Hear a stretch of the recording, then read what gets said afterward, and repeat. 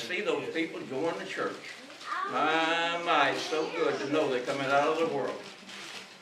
My wife and I, we walked down the aisle in 1951 and joined the great Church of God in 1951 in Birmingham, Alabama. We haven't regretted it a day. We've been married 74 years, and that 61 of that we've been in the church.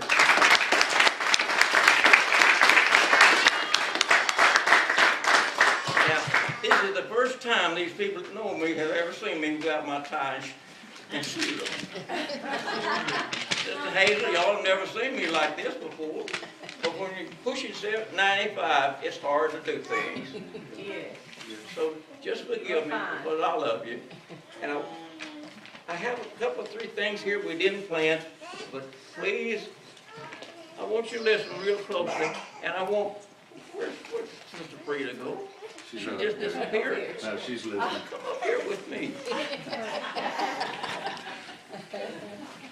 I want you to open this, and anybody that wants to see it for me, real quickly.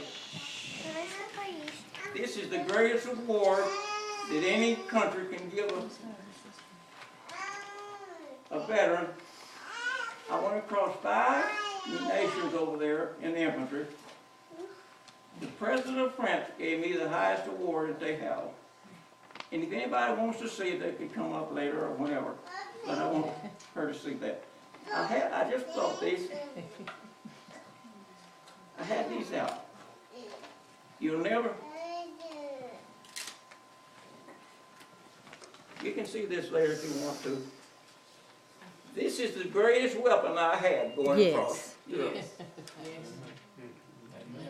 It's all torn up and it's all worn out, but I still hold on to it. Yes, thank you.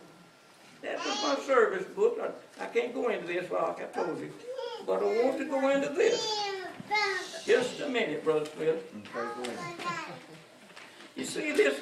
You see this veteran's book? I don't know him. After the Battle of the Bulge over there, we had a bad fight.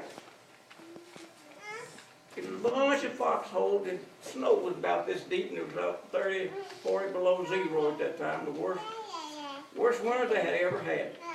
I saw a big bulge of snow at this foxhole.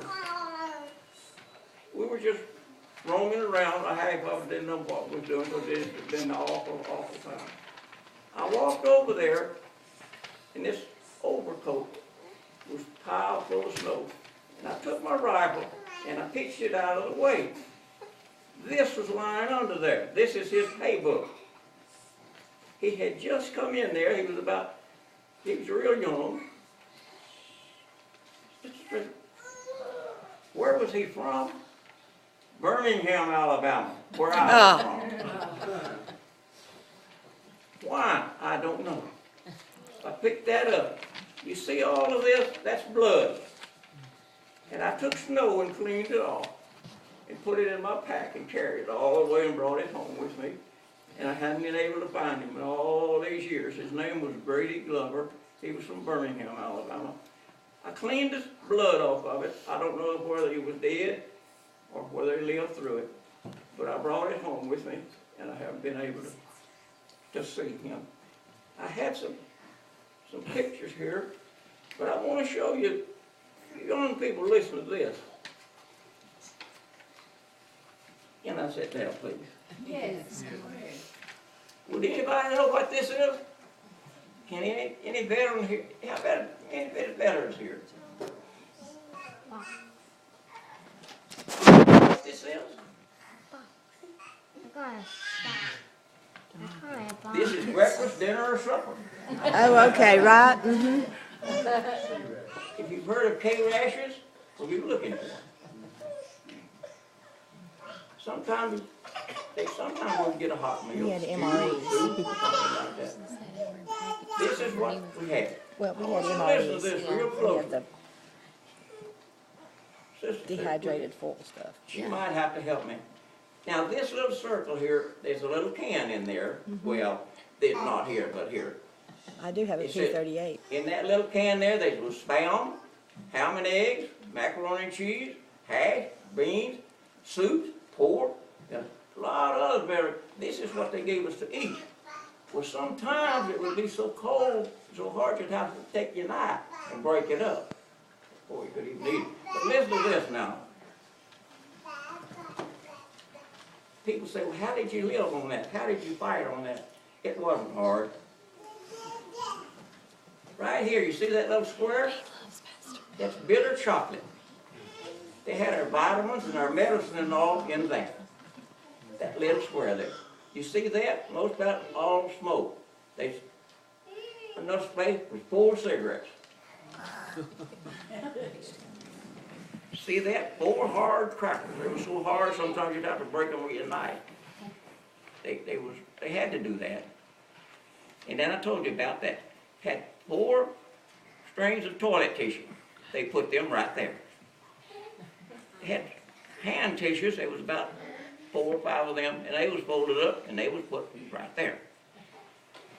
They had 1 stick of chewing gum, matches to light those 4 cigarettes, had enough here to make 1 cup of coffee, if you wanted it. That was salt, and that was sugar. See they got them in? That was toothpaste. That was soap. That was a razor, one of the little bitty kind, and the blade that you threw away. Now, that's what they gave us, and you was glad to get it. But you carried that in your pack, and you fought with that. People had never seen it. I've kept this for many years. I've made this up. But I just had them out. I hadn't been to the school or what have you. That's my playbook. This young man I was talking about, he had only been there about 3 months out of boot camp. And I had been there, probably from day 1. When they made the invasion of Normandy, how many of you live in and remember it? Brother Hollis, you do, don't you? 71 years ago. Is anybody here 71 or? We had 1,400 ships sitting out in the bay, getting ready to make the invasion. Now you think of an old rusty ship that they would take out of Moss, made into a troop ship, Brother Smith. Put bunks and things all the way down, 18 inches apart. You had to climb up the rope ladder, to roll in there to get some sleep. We had come from Boston. Well, we had come from Camelcourt to Boston, and we went to Ireland. All those days and weeks and what have you that we were waiting out in the bay to make the invasion. All of the bathing and the using the bathroom and all that, it all went haywire. The boys vomited, they were sick. If you was up on the top bunk, you was just in trouble. It was just everywhere. I can't go into all that, but think about it. Nowhere to go. What were you doing? I can't go into all of that. You think just fighting the war was all you did? No, it was so bad. When they called our name, we were so proud to get off of that old rusted troop ship. We thought we were. We thought we were happy. But we got 3 or 4 miles out of the bay because you can't bring ships up close to the bay, back to the harbor, you know. And when they called us, it was just beginning to get dark. And we went down this rope ladder with 60 pounds of equipment.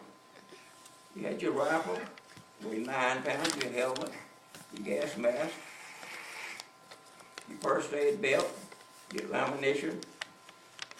Had all that all over you, and so every once in a while you would hear a splash. A young man, see, there wasn't any boys over there.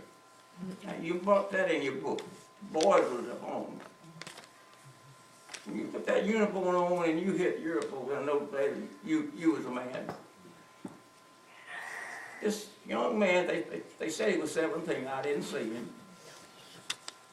And he was a young lieutenant with him, about 19 years old, right out of school, went to college, and they made a lieutenant out of him. He said, "Sir, what in the world is that?" He said, "Son," he was just one himself. See, that's the dead and the dying, and the one that's going to die. And we were headed that way. The next afternoon, which had been one day prior to the start of it, we had 11,000 young men piled up with all their equipment on that beach. We walked over it, we fought over it, trying to get in off of the beach. The Germans didn't know we were coming then, but when they did, they brought everything they had. The paratroopers came in to help us. The Rangers came in to help us. We lost 11,000 young men, brother. That don't seem like a lot, but when you see it,